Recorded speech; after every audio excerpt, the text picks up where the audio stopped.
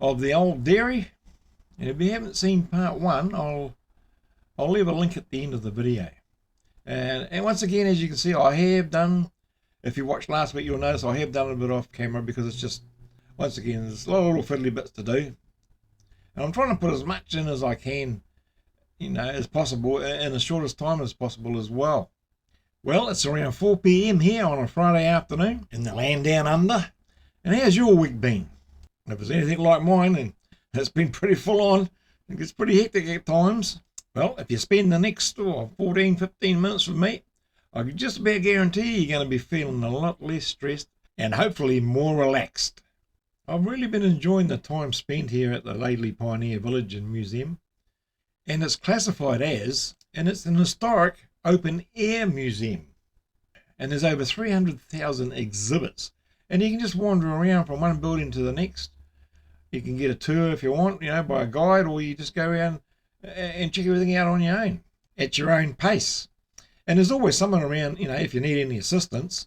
In September this year, they're going to be celebrating their 50th anniversary.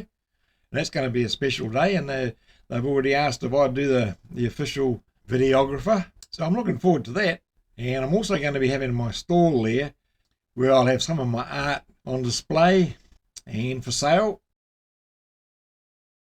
Cattle aren't actually native to Australia, and the first dairy cattle arrived here with the first fleet in 1788, and they were brought here with the intention of assisting with the development of the country.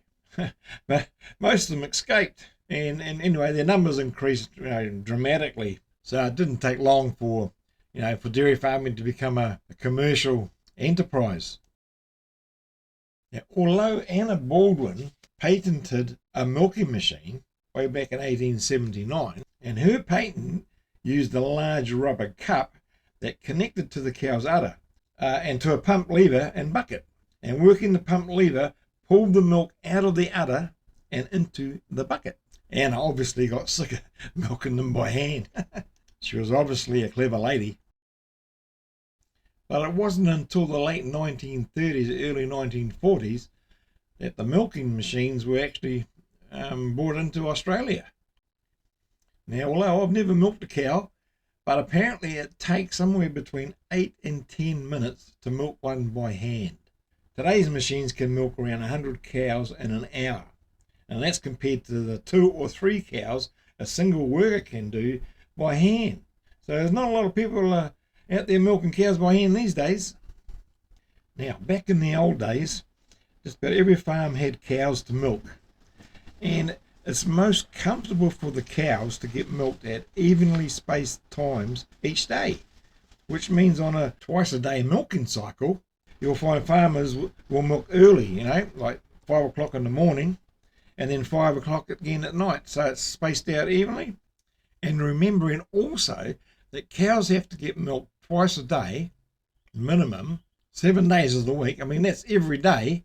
And that's why a lot of the cockies or dairy farmers will have a share milker. You just can't work every day forever. Now, once again, while doing some research for today's video, that if you do milk the cow by hand, then you milk it on the right hand side. And that's because you always use your strongest arm on the teat furthest away from where you're sitting. So the usual choice for a right-handed person is to milk a cow on the right-hand side. I don't know what happens if you're left-handed like I am. I remember when I was a young fellow and we actually rented a little house on a dairy farm, and part of the deal was that one of us had to go and help the cocky to milk the cows in the morning. And luckily for me, I never ever drew the short straw, so I didn't have to go and milk the cows. But as it turned out anyway, one of our mates, he actually enjoyed milking it, so he just did it full time. Well, once again, I think it's about that time where I stop talking. So depending on what part of the world you're in, grab a cup or a glass of your favourite drink, sit back and relax, put your feet up, listen to the calming, soothing music, and think about the wonderful weekend ahead, and I'll see you in a few minutes.